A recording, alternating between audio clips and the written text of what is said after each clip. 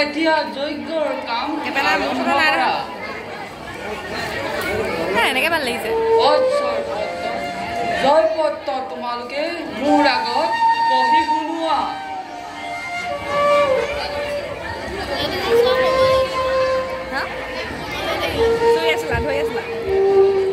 গৰমত গলি গ'ল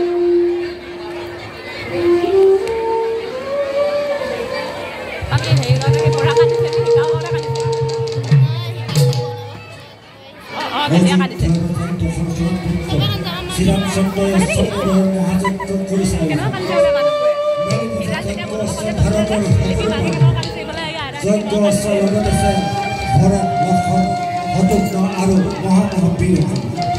যিসকল ৰজাই কোনো বাধা প্ৰদান নকৰাকৈ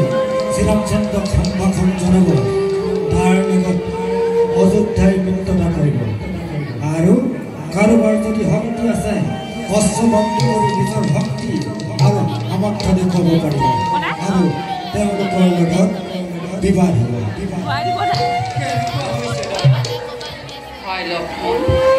এতিয়া আমি যজ্ঞৰ কাম আৰু তুমি সৈন্য সমান্তৰালত যজ্ঞৰ লগত যিজনে অস্ত্ৰ বন্দী কৰি তেওঁক বয়স কৰি যজ্ঞ উদ্ধাৰ কৰিবা যোৱা তুমি সৈন্যসকল কলমৰ নাই